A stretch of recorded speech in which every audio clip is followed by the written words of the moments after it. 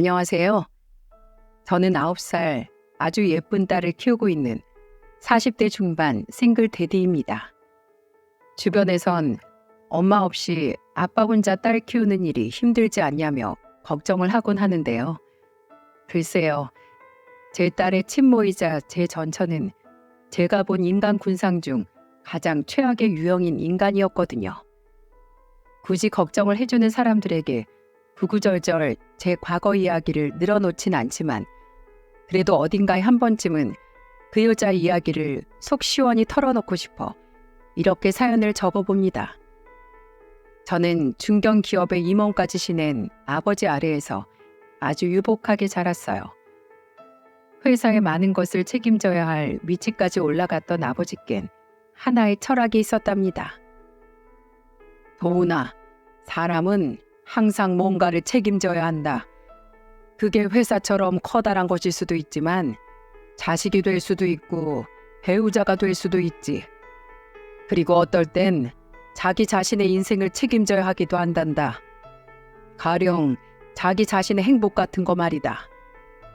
그리고 지금의 내가 뭘 책임져야 하는지 정확하게 알고 있을 때 사람은 비로소 자신의 선택에 대한 신뢰가 생기는 거야. 솔직히 어린 마음엔 아버지의 말씀이 참 어려웠습니다. 하지만 뭐든 옳은 결정을 내리시는 아버지였으니 그저 맞는 말이겠거니 하고 제 머릿속에 새겨두기만 했죠.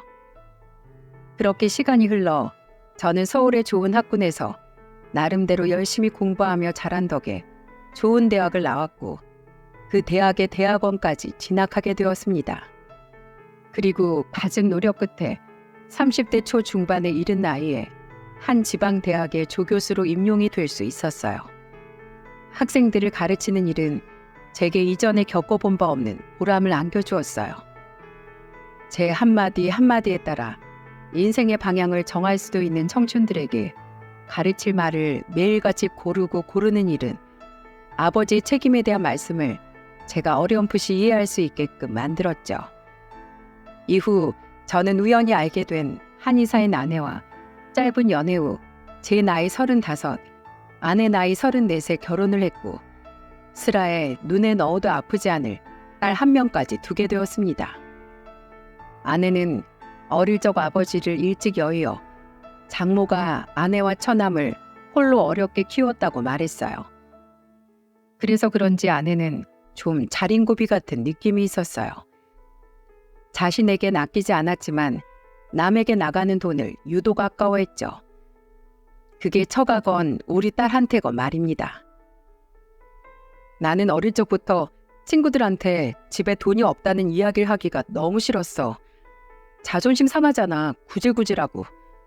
맨날 물려받은 교복에 낡은 가방에. 그래서 미친 듯이 공부했어. 덕분에 지금은 한의사로 신분 상승해서 당신 같은 교수 남편도 만나고 떵떵대고 살잖아. 이게 인간 승리지 뭐야? 저야 뭐 어릴 적부터 감사하게도 부족함 없이 자랐으니 가난에 대한 고통은 솔직히 잘 모릅니다. 그래서 아내의 행동이 가끔 좀스러워 보이거나 치사하게 느껴질 때도 그저 어릴 적 너무 힘들게 살아서 생긴 억하 심정에서 비롯된 행동이겠거니 생각하고 아내를 이해하려 노력했어요. 그래도 아내는 저와의 결혼 생활에 무척 만족하는 것 같았습니다. 항상 저를 보는 아내의 얼굴엔 미소가 가득했고 어느 모임에 가든 저를 데리고 다니며 제 자랑을 하기 바빴죠. 안녕? 다들 잘 지냈어? 아, 우리 한의원. 어휴, 말도 마. 요즘 입소문이 났는지 아침에 문 열자마자 사람이 바글바글해.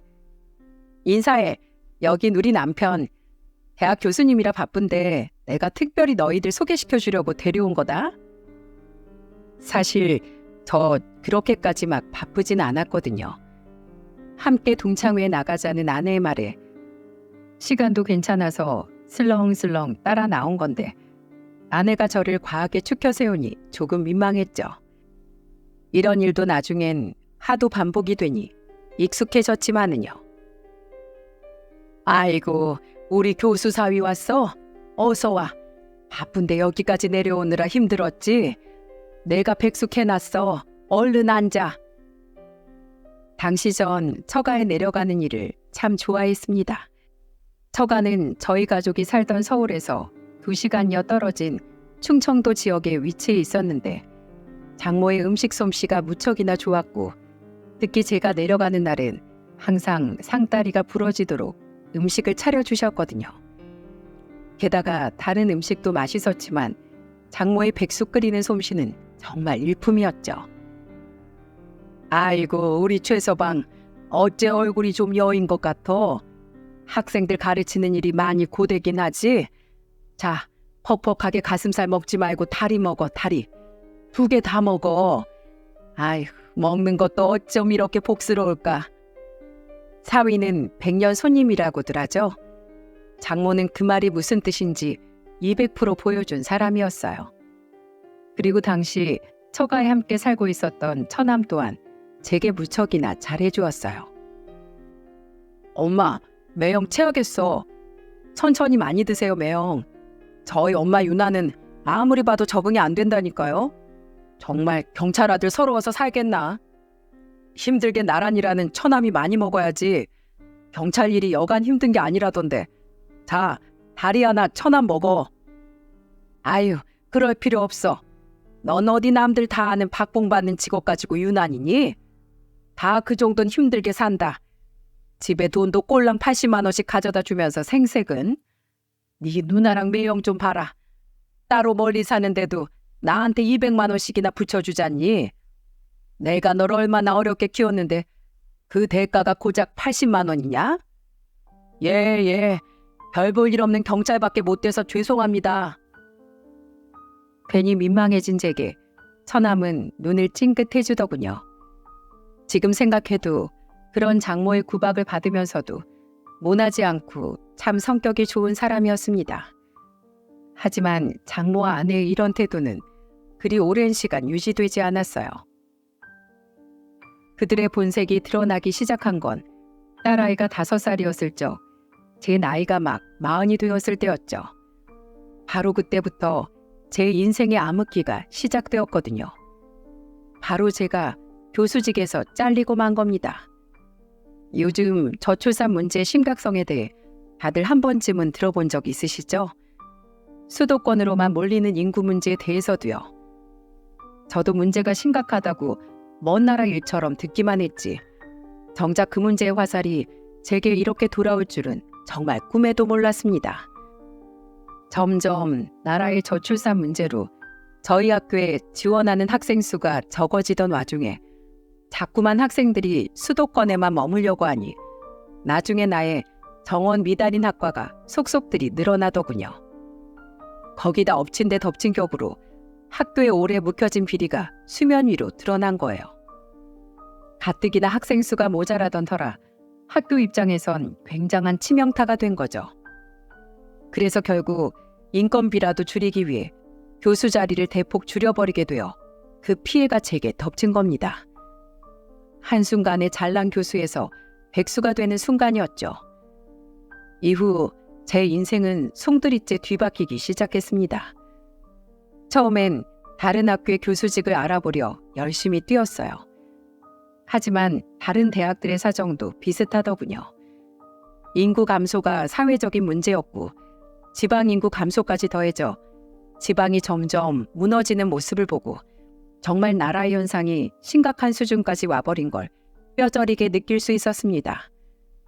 제가 이직을 하지 못하고 백수로서의 생활이 길어지자 아내는 점점 제게 눈치를 주기 시작했어요. 여보, 그 대학에서 아직도 연락 안 왔어? 아니, 왔는데 뭐 결과가 뻔했지. 번번이 그렇게 물먹을 거면 나가서 회사에라도 취직하던가. 언제까지 백수로 지낼 건데? 그런 아내의 말에 저는 하는 수 없이 회사의 이력서를 돌리기 시작했습니다. 사실 좀 쉽게 생각했었어요. 저 정도 경력이면 어디든 어렵지 않게 들어갈 수 있을 거라 여겨서 회사 취직은 정말 마지막 보루로 남겨놨었거든요. 하지만 제 머릿속이 꽃밭이었다는 걸 오래지 않아 알게 되었죠. 전 이력서를 넣은 회사에서 전부 떨어지고 말았습니다. 운 좋게 서류가 붙었어도 면접을 보는 족족 탈락이었죠. 점점 자신감이 떨어진 전 면접관의 질문에 제대로 대답하지 못하고 어버버 하는 일이 잦아졌고 그럴수록 저는 더 위축되어 갔어요. 내가 이렇게까지 보잘것없고 쓸모없는 사람이었나 싶어서요. 결국 전 아내의 눈치가 보여 온갖 집안일과 딸아이의 육아를 도맡아 하기 시작했고 나머지 시간은 대리운전을 뛰거나 택배 상하차 일을 나갔습니다. 집에 있으면 등에 내리꽂히는 아내의 눈초리가 너무 따가웠거든요. 차라리 아내가 저를 그렇게 구박하지 않고 조금이나마 응원해 줬더라면 제가 그 정도로 위축되진 않았을 것 같은데 아내의 태도는 점점 신경질적으로 변해갔습니다. 오늘 대리 뛰고 얼마 받았어? 오늘 8만 원. 뭐? 8만 원? 아휴, 진짜 한심하다 한심해. 월 800만 원씩 받던 사람이 하루에 8만 원? 아내는 경멸스럽게 저를 위아래로 훑어보곤 방으로 휙 들어가 버리더군요. 저를 무시하기 시작한 건 아내뿐만이 아니었습니다. 장모도 마찬가지였어요. 아니, 장모는 오히려 아내보다 더 하더군요. 장모님, 저 왔어요. 아내의 눈총을 받는 일이 너무 고되고 지쳐 장모의 백숙이 생각나 미리 연락을 하고 방문을 했는데 저를 보는 장모의 눈초리가 평소와 달리 곱지 않더군요. 어디서 많이 본 눈빛이다 했더니 장모의 눈빛은 다름 아닌 평소 저를 노려보던 아내의 눈빛과 똑같더군요. 자네 왔나? 그래, 어디 취직은 했고? 그게 노력 중인데 쉽지가 않네요. 저 배고파요, 장모님. 장모님 백숙 생각나서 왔어요. 백숙? 자네 지금 장난하나? 자네가 일 못한다고 내 딸이 혼자 벌어 쓰느라 용돈 못 받은 지가 벌써 반년이네. 그런데 지금 나한테 찾아와서 뭐? 백숙? 자네 지금 나 약 올리는 건가? 네? 아니, 장모님, 그게 아니고요. 당황스러웠어요. 적어도 장모는 저를 그래도 따뜻하게 감싸줄 줄 알았거든요. 그동안의 용돈들 아내와 제가 각출한 것이 아닌 순전히 제 사비였는데 그깟 돈 반년 정도 못 줬다고 사람을 이렇게 홀대할 줄 누가 알았겠습니까? 심지어 자신의 아들보다도 저를 더 귀하게 여겼던 사람이었는데요. 배가 고프면 자네 집 앞 편의점에 가서 컵라면이나 사 먹을 것이지 염치도 없게. 여기까지 오는 기름값이 아깝지도 않나? 엄마, 그만 좀 해. 진짜 속물 같아. 아니, 사람이 대체 왜 그래? 장모의 구박에 속수무책으로 당하다 눈물이 나올 것 같았는데 그 상황을 막아준 건 다름 아닌 처남이었어요. 처남은 나가자며 저를 데리고 나오더니 국밥집으로 저를 데리고 가 제 앞에 소주를 한 잔 따라주더군요. 죄송해요, 매형. 더 맛있는 거 사드리고 싶은데 아시죠? 제 월급 박봉인 거. 하하. 박봉은 그렇게 생각한 적 없어. 고마워, 처남. 염치 없지만 잘 먹을게. 에이, 매형. 어깨 펴요. 사람이 어떻게 매번 잘 나가요. 이럴 때도 있는 거죠. 자요. 우리 오랜만에 건배해요. 처남은 여느 때와 다르지 않게 제게 싱긋 웃어 보이며 저와 잔을 맞부딪히더군요. 눈물이 날 것 같았습니다. 본가엔 부모님 걱정하실까봐 차마 찾아가 약한 모습을 보이기 힘들지 아내는 매일같이 저를 못마땅하게 바라보지 밥 한 끼 얻어먹으려고 찾아온 장모는 나를 버러지 취급을 하지 정말 세상 어디 제게 따뜻한 말 한마디 건네줄 사람이 없던 것 같았거든요. 저 매형. 그리고 처남은 제게 뭔가 할 말이 있는 듯 입술을 달싹이더군요. 저는 그런 처남에게 무슨 일이냐는 표정을 지었죠. 저 사실 이번에 결혼해요. 뭐? 갑자기? 집사람은 아무 말 없던데? 그게 엄마랑 누나가 둘 다 결혼을 반대했거든요. 그리고 처남 입에서 나온 말은 제게 적잖은 충격을 안겨주었어요. 항상 웃고 있어 마냥 다 괜찮을 줄로만 알았던 처남의 속은 사실 너무 문드러지다 못해 새까맣게 변해 있었더라고요. 매형이 집에 돈도 못 가져다 주는 마당에 저까지 출타하면 코딱지만한 돈이 남아 집에 돈은 누가 가져다 주냐면서요. 저랑 결혼할 사람도 직업이나 형편이 저랑 비슷해서 당장 빚부터 지고 시작해야 하거든요. 엄마가 길길이 날뛰니까 누나도 저한테 결혼하지 말라고 하고요. 엄마한테 자기 돈 주긴 싫다고요. 정말이야? 정말 장모님하고 아내가 그렇게 말했다고? 아내와 장모의 돈 욕심에 대해 알고 있긴 했지만 그래도 어떻게 자신들의 욕심 때문에 가족의 혼사기를 막는단 말입니까? 처남은 쓰게 웃으며 소주를 한 잔 더 들이키더군요. 솔직히 그동안은 집에서 푸대접 받아도 좋은 게 좋은 거라고. 그래도 엄마가 이만큼 나를 키워줬으니까 그것만으로도 감사한 일이라고 여겼는데 엄마는 저를 푼돈 나오는 자판기로밖에 생각하고 있지 않았더라고요. 그마저도 적은 돈이라고 괄시하면서 말이죠. 매형, 사실 저 중학교 다닐 때부터 온갖 알바 다 하면서 집에 돈 갖다 줬어요. 그래서 공부할 시간도 없었고 당연히 대학도 못 갔고요. 엄마는 저 중학교 때 아빠 돌아가시고 나서 딱 한 달 식당에 나갔다가 남 아래서 쥐꼬리만한 월급 받으며 일 못하겠다고 때려치웠거든요. 어찌 보면 누나 공부까지 제가 다 시킨 거죠. 그래서 저 그동안 할 만큼은 다 했다고 생각해요. 처음 듣는 이야기였습니다. 장모가 자식들 다 키우고 난 뒤에야 일을 그만두고 집에서 쉬고 있는 줄 알았어요. 그래서 그동안 혼자 고생 많으셨으니 늦게나마 여유롭게 지내시라는 의미에서 제가 자발적으로 용돈을 200씩이나 챙겨드린 거고요. 그런데 알고 보니 장모는 집에서 집안일만 했을 뿐 어린 자식이 벌어온 코 묻은 돈을 계속해서 받아 써왔던 겁니다. 미안해 처남. 난 그런 줄도 모르고 장모님만 챙겼어. 그동안 혼자서 얼마나 서러웠어. 사실 계속 귀한 대접만 받다가 반년간 푸대접을 받다 보니 그게 얼마나 서러운 일인지 알게 되었거든요.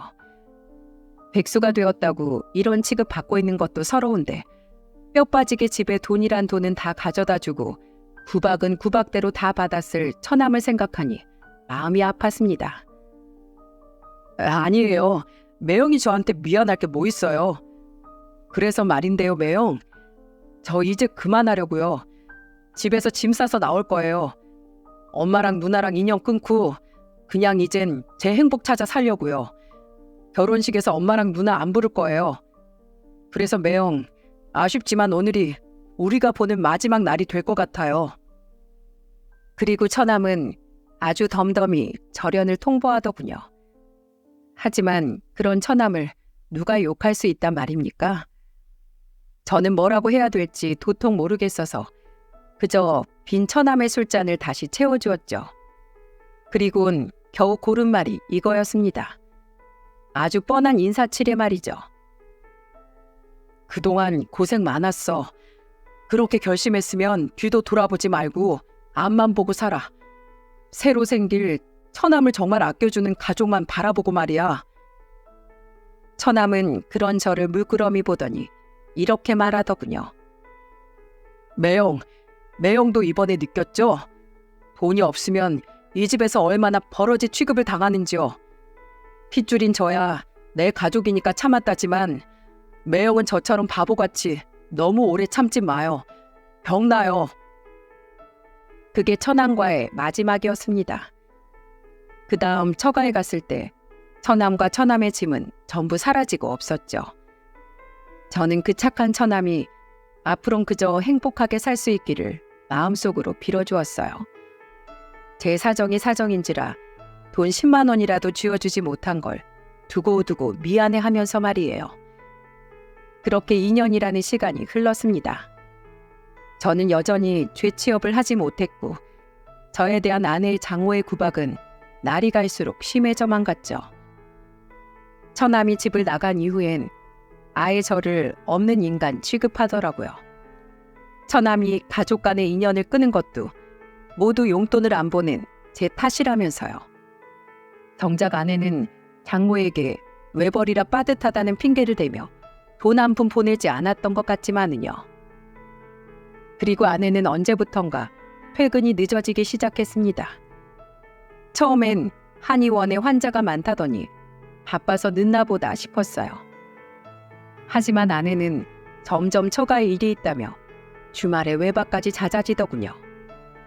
어느 날은 장모와 여행을 다녀오겠다며 장장 3박 4일간 집에 들어오지 않기도 했습니다. 당시 저는 장모와 거의 인연을 끊다시피 했던지라 장모에게 연락해 확인할 수가 없어 그저 아내를 믿는 수밖에 없었죠. 그리고 아내가 3박 4일 동안의 여행에서 돌아온 날이었습니다. 아내는 웬일로 제게 대화를 하자며 저를 식탁에 불러앉히더군요. 무슨 일인데? 아내는 차가운 눈으로 저를 바라보며 이렇게 말했어요. 우리 이혼해. 뭐? 갑자기? 여보, 솔직히 말해서 우리 수준이 어느 정도는 비슷해야 만나지. 당신 언제 복귀할지도 모르고 맨날 대리운전에 택배 상하차 그건 하고 있는데 난 한의사잖아. 요즘 누가 네 남편 뭐 하냐고 물으면 나 아무 말도 못해. 창피해 죽겠어. 이렇게 창피하느니 차라리 혼자가 낫지. 안 그래? 제 존재가 창피해서 이혼하고 싶다는 아내의 말을 들으니 너무도 수치스러웠습니다. 이혼이야 저도 진즉부터 하고 싶었죠. 하지만 우리에겐 아직 7살밖에 안 된 어린 딸이 있지 않습니까? 저는 딸을 엄마 혹은 아빠 없이 자라게 하고 싶지 않았어요. 그래서 제 딸을 위해 여태껏 아내와 장모가 주는 수모를 견뎠던 거죠. 여보, 힘들겠지만 조금만 더 기다려주면 안 될까? 나 지금도 쉬지 않고 이력서 넣고 있고 혹시라도 도움이 될까 싶어서 지금 틈틈이 다른 자격증 공부도 하고 있어.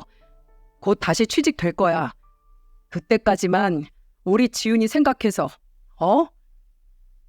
진짜 왜 이래? 구질구질하게. 여보, 상식적으로 한번 생각해봐. 우리 이렇게 수준 차이가 나는데 결혼 생활을 이어나갈 수 있을까? 내가 요즘 제일 후회되는 게 뭔지 알아? 결혼하자마자 혼인신고하고 애부터 덜컥 낳은 거야.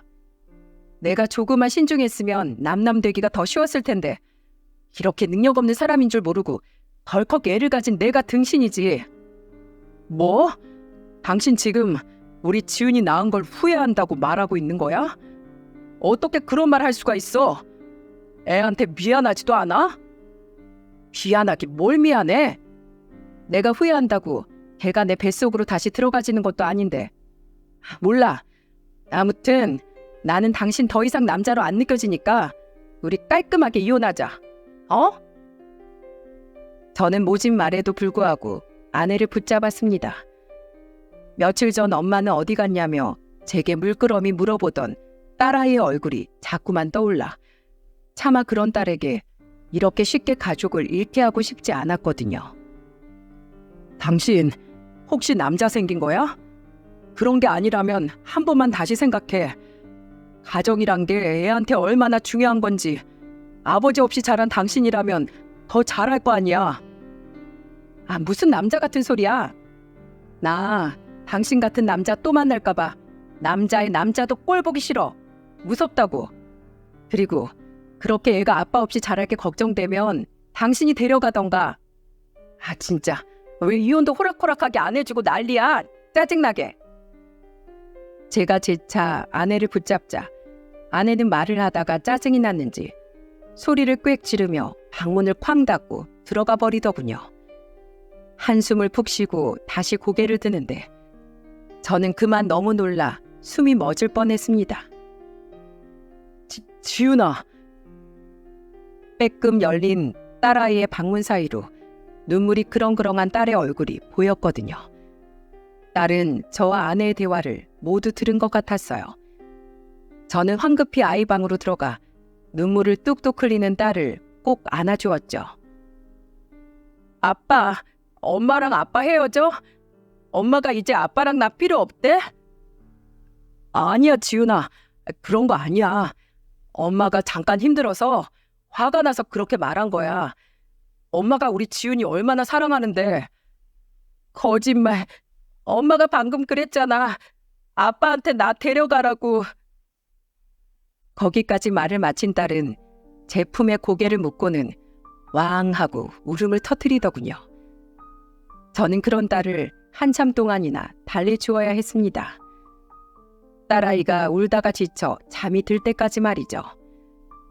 이후 전 펑펑 울던 딸의 모습을 모른 척 할 수가 없어 아내와의 관계 개선을 위해 최선을 다했습니다. 하지만 돌아오는 건 아내의 멸시와 짜증서린 눈빛이었어요. 그렇게 하루하루 저도 지쳐갈 무렵이었죠. 생전 제게 연락 한 번 안 턴 장모가 웬일로 제게 전화를 걸더라고요.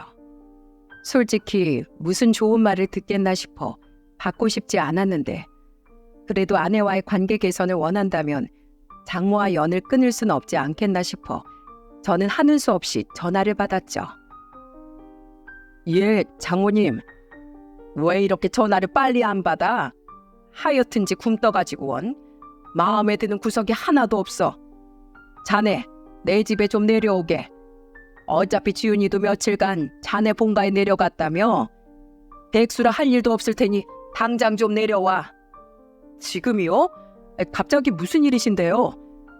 아, 자네 내 백숙 좋아하잖아. 오랜만에 밥이나 해먹이려고 하니까 잔말 말고 내려와. 내 딸도 불렀으니까. 아내도 부르셨다고요? 그래, 오면 보여줄 좋은 구경거리도 있으니까 빨리 와. 그럼 내 그렇게 알고 끊겠네. 자기 할 말을 모두 마친 장모는 제멋대로 전화를 끊어버리더군요. 솔직히 가기 싫었어요. 하지만 아내까지 불렀다고 하니 뭔가 중요한 말이 있긴 있나 싶어 저는 한숨을 쉬곤 처가로 내려갔죠. 그리고 처가에 도착해 현관에 들어섰는데 뭔가 밖에서부터 화기애애한 웃음소리가 끊이지 않고 들리는 겁니다.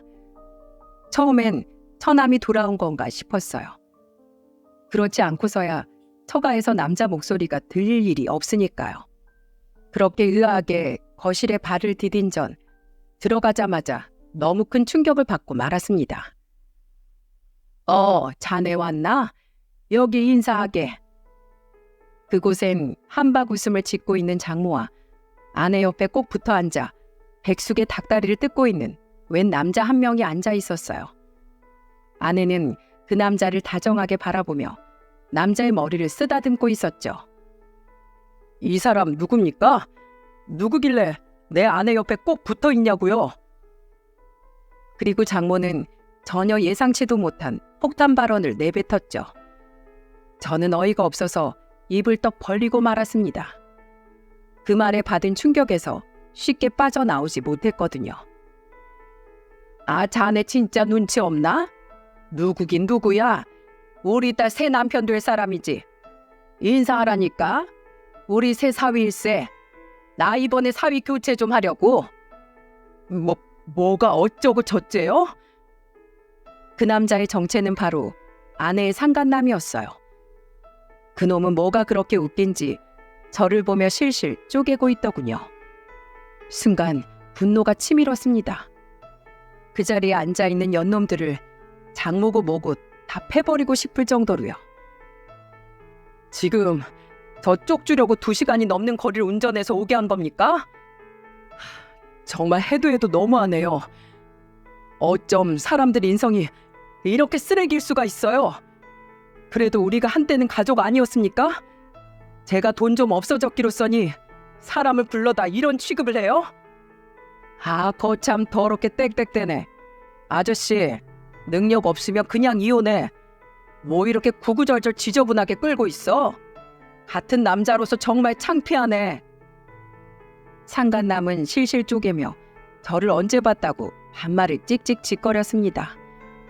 제가 무슨 죽을 죄를 졌다고 여기까지 불려와서 생판 처음 보는 놈에게 저런 소리나 듣고 있어야 하는 건지 정말 이유를 모르겠더군요. 분통이 터져 버릴 것 같았어요. 저는 저 실실 쪼개는 놈의 얼굴을 한 대 갈겨버리고 싶었습니다. 그래서 그놈에게 성큼성큼 다가갔어요. 진짜 그만 좀 해, 여보. 그런데 그놈 앞을 글쎄 다른 사람도 아닌 제 아내가 막아서는 게 아니겠어요? 아내는 저를 무슨 벌레 보듯 쳐다보며 이렇게 말하더군요.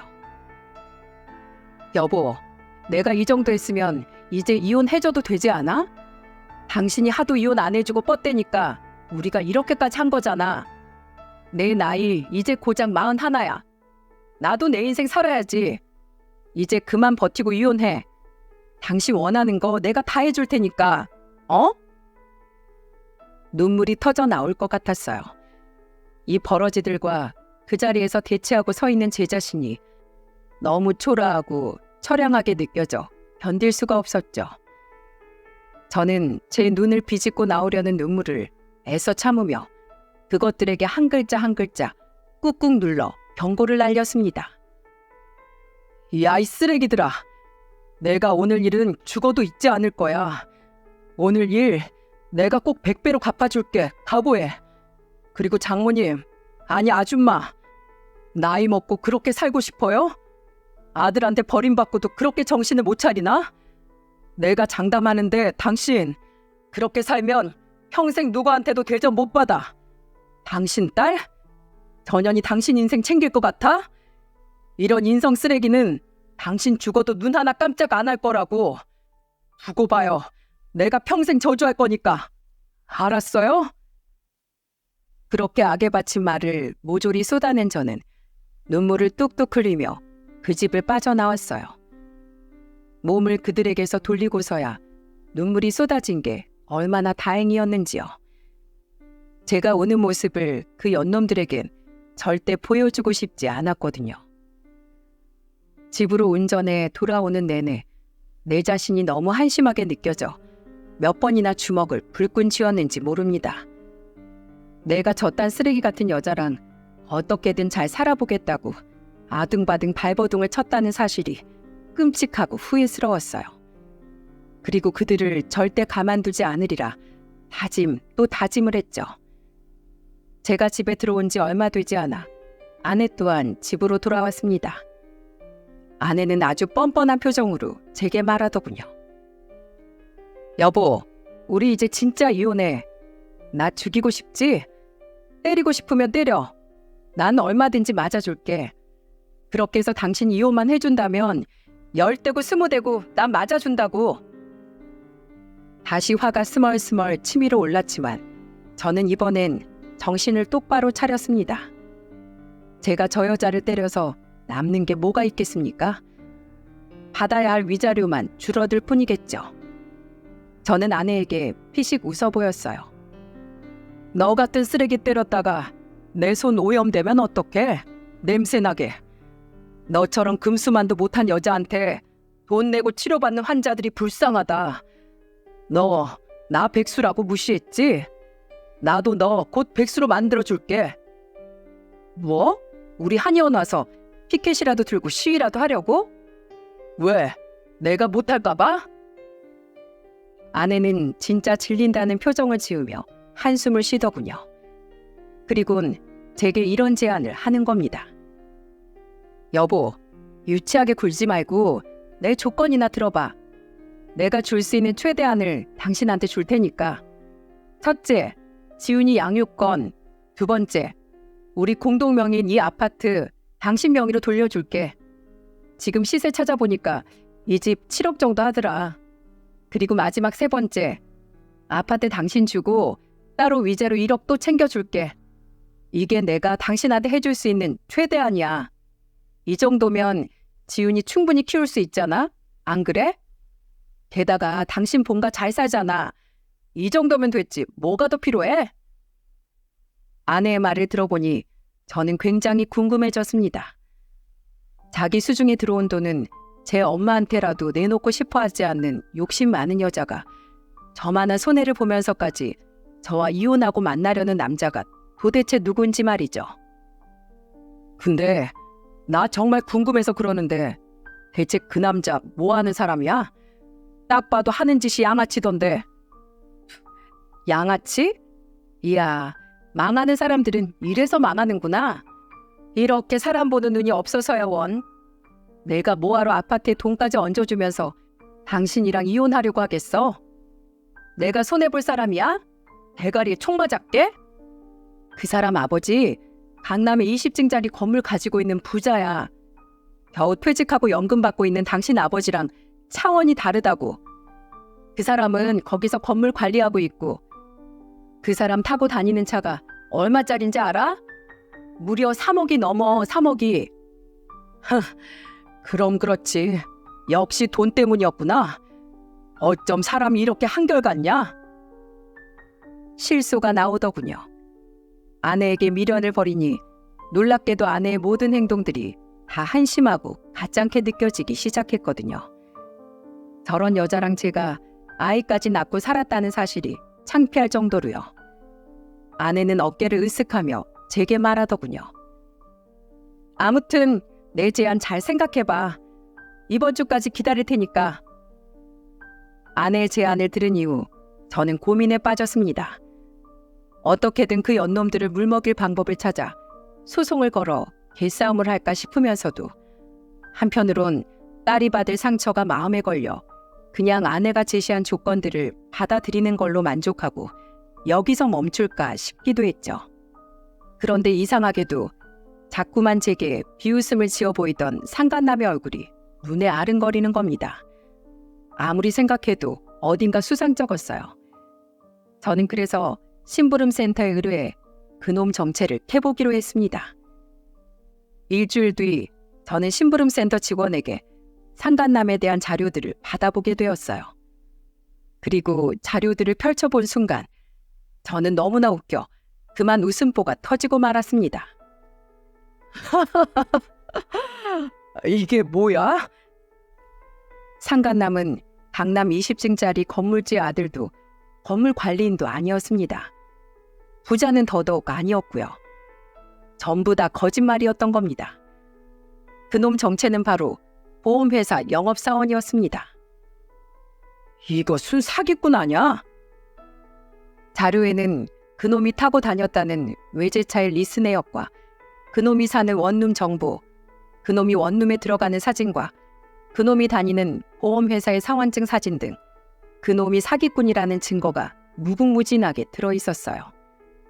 그리고 그놈은 아내와 재혼할 생각도 전혀 없어 보였고요. 그저 리스한 외제차를 타고 돈 많은 여자들을 꼬셔내 돈도 뜯고 보험도 팔아먹고 다니던 양아치였는데 그런 줄도 모르고 아내는 그 사기꾼에게 홀딱 빠져 허무맹랑한 꿈을 꿨던 겁니다. 저는 집에 돌아오자마자 곧장 아내에게 가서 통보했어요. 나가. 갑자기 뭘 나가? 합의 이혼하자고. 당신 원하는 대로. 정말? 갑자기 왜 저런데? 갑자기는 뭔 갑자기야? 너랑 더 이상 같은 공간에 한시도 더 있고 싶지 않아서 그러지. 그러니까 당장 나가. 아내는 좋아서 해벌쭉 하다가 황당한 표정으로 제게 물었습니다. 갑자기 나가라고 하면 내가 어디로 가? 집 구할 시간은 줘야 할 거 아니야. 호텔로 가든가 당신 엄마 집에 가든가 알아서 하고 당장 안 나가면 나 마음 바꿔서 이혼 안 해준다. 나중에 이사한 집 주소 보내주면 거기로 짐 보내줄 테니까 지금 당장 나가라고. 호참, 나중에 말 바꾸기 없기다. 어? 아내는 제가 언제 또 마음을 바꿀지 몰라 불안했던지 서둘러 캐리어에 당장 필요한 짐을 간단히 싸서 호로록 집을 나가버리더군요. 참 마지막까지 한심한 모습이었죠. 이후 한동안 아내는 그 남자 호텔 생활을 한 것 같더군요. 그리고 아내는 임시로 머물 오피스텔을 구해 제게 주소를 보냈습니다. 저는 그 길로 바로 아내의 짐을 몽땅 다 보내버렸죠. 두 번 다시 이 집에 발들일 생각도 하지 못하게요. 아이가 있어서 그런지 아내와의 이혼은 생각보다 시일이 걸렸습니다. 완전한 남남이 되기까지 무려 3개월이라는 시간이 필요했어요. 그동안 저는 상간남의 정체를 당장에 폭로하고 싶은 걸 애써 참느라 입이 근질거려 아주 혼이 났습니다. 혹여 아내가 완전한 이혼 전에 이 사실을 알게 되면 원활한 이혼에 잡음이 생길까 봐서요. 그 여자가 주기로 했던 재산들은 전부 받아내야 했으니까 말이죠. 그리고 대망의 이혼 확정이 된 그날, 저는 재판장 앞에서 아내에게 상간남에 대한 자료들을 내밀었습니다. 이게 뭔데? 직접 당신 눈으로 확인해봐. 당신이 죽고 못 사는 그 남자 정체야. 아내의 반응을 상상하자 실실 웃음이 새어나오더군요. 아니나 다를까 아내의 얼굴은 점점 사색이 되기 시작했습니다. 이게 뭐야? 여보, 이거 진짜야? 진짜 장난치지 마. 나 그놈 지인 부탁이라고 보험도 몇 개나 들고 돈도 벌써 4천만 원이나 빌려줬단 말이야. 그것도 거기 자료 있어. 아마 그놈 그 지인이라는 사람한테 수수료 두둑하게 챙겼을걸? 그리고 돈은 아마 못 돌려받을 거야. 사기꾼이 사기친 거 걸리면 죄송하게 됐습니다 하고 돌려주겠냐? 아니 그 여잔 보고도 믿지 못하겠는지 제가 건네준 자료들을 보고 또 보고 눈을 비비고 또다시 확인하더군요. 그리고 이내 제게 큰 소리로 징징거리기 시작했습니다. 왜 여태 말 안 해준 건데? 당신 때문에 내 인생 다 망쳤어. 어떡할 거야? 책임지라고. 내가 왜? 그리고 너도 너 바람 피우는 건 나한테 안 알려주고 그 집으로 불렀잖아. 나도 너 엿대보라고 그런 거야. 너 지금 이렇게 추락하는 걸 보려고. 속이 다 시원하다. 묵은 채증이 다 내려가네. 유후, 어디 한번 그 사기꾼 놈이랑 잘 살아봐라. 아마 고생 꽤나 할 거다. 물론 그것도 그놈이 너랑 살아줄 때 얘기겠지만. 짜증나. 그 여자는 바닥에 주저앉아 엉엉 울며 떼를 쓰기 시작했어요. 하지만 어쩌겠어요. 이미 저는 받을 거 다 받았고 이혼도 깔끔하게 끝냈는걸요. 저는 그런 아내에게 마지막 일침을 날려주었어요. 너, 내가 맘 같아선 맘카페에 올리든 뭐라든 이 한의원까지 아주 망하게 해버리고 싶었는데 우리 지훈이 때문에 산 줄 알아. 왜냐고? 너 나한테 매달 양육비 100만 원씩 줘야 되잖아. 너 능력 좋으니까 밀리지 말고 꼭 줘라. 알겠지? 그래서 네 한의원 살려놓은 거니까 정신 똑바로 차리고. 아차차, 이 말 깜빡할 뻔했네. 너 나한테 또 여보 당신이라고 불렀단 봐. 소름 끼쳐가지고 진짜. 그땐 한의원이고 뭐고 다 날려버릴 줄 알아. 제발 우리 딸한테 부끄럽게 살지 좀 말고. 그럼 나 간다. 저는 유유히 손을 흔들며 그 여자에게 뒷모습을 보였습니다. 정말 통쾌했어요. 2년간 받은 수모를 톡톡히 갚아준 것 같아 아주 기분이 짜릿했죠. 그 여자는 정확히 상간남에게 4,300만 원을 포함해 갖가지 보험 등 전부를 뜯겼더군요. 그냥 아주 호구가 따로 없었더라고요. 게다가 집과 위자료까지 제게 전부 줘버렸으니 빈털터리가 되었겠죠. 그리고 저는 그 상간남에게도 따로 위자료 청구 소송을 걸었고 소송에서 이겨 2천만 원을 받았습니다. 그 돈을 받은 날 그놈은 제게 문자 한 통을 보냈더군요. 재수없어. 그 문자마저 얼마나 웃기던지요. 그냥 딱 그 정도 수준의 인간이었던 거겠죠. 그리고 얼마 후 전 장모와 아내가 집에 찾아와 제게 무릎을 꿇고 싹싹 빌지 뭡니까? 최서방, 우리가 정말 잘못했네. 어떻게 이 집 팔아서 그 돈 절반이라도, 아니 위자료 1억이라도 돌려주면 안 되겠나? 여보, 내가 잘못했어. 내가 잠깐 뭐에 홀려서 정신이 나갔었나 봐. 나 한 번만 용서해주라. 우리 딸 지윤이한테 엄마 필요하잖아. 지윤아, 최지윤, 엄마 왔어. 저는 순간 화가 치밀어 오르는 것을 느꼈습니다. 선뜻 애를 버리고 갈 땐 언제고 자기가 아쉬우니까 이제 와서 애를 찾는단 말입니까? 제가 사납게 그녀에게 뭐라고 하려던 찰나 자기 방에 숨어있던 딸이 슬그머니 문을 열고 나오는 게 아니겠어요? 지훈아, 엄마 왔어. 엄마 목소리 듣고 나왔구나. 지훈아, 엄마랑 살고 싶어요 하고 아빠한테 얘기 좀 해줘. 어? 그런데 딸아이의 입에서 나온 말은 그 둘을 곧바로 얼어붙게 만들었어요. 제 딸이 뭐라고 했냐면 말이죠. 엄마랑 할머니 싫어. 둘 다 우리 집에서 나가. 난 아빠만 좋아할 거예요. 아빠, 내가 나중에 꼭 호강시켜줄게. 그러니까 나랑 그냥 둘이 살아요. 네? 아직 7살의 어린 아이였지만 옆에서 그동안 모든 걸 다 보고 들은 딸은 너무 많은 상처를 받았던 겁니다. 그 말을 들은 저는 너무 마음이 아파 딸을 꽉 안아주었어요. 제가 여태 뭐가 중요한지도 모르고 사랑하는 제 딸아이를 위한답시고 어린애 앞에서 그 많은 참상을 보여주고 말았던 거예요. 저는 딸의 말에 넋이 나간 전 아내에게 경고했습니다. 지훈이 말 들었지? 당장 나가. 2번 다시 애 눈에 띄지 마. 그리고 저기요, 아줌마. 1억? 1억 같은 소리 하네. 예전에 나한테 한 말 그대로 돌려드릴게. 염치도 없지. 돈 없으면 여기 와서 구걸하지 말고 앞으로 끼니는 편의점에서 컵라면으로 때우세요. 아셨죠? 저는 그 길로 그 2년을 집 밖으로 내쫓아버렸어요. 그리고 얼마 뒤 저는 더 이상 그 2 여자가 못 찾아오게끔 아예 집을 팔고 다른 곳으로 이사를 해버렸답니다. 이후 전 아내는 법이 정해준 양육비만 꼬박꼬박 이체시킬 뿐 2번 다시 제게 연락할 생각은 못하더군요. 뭐 오더라도 받지 않았겠지만은요.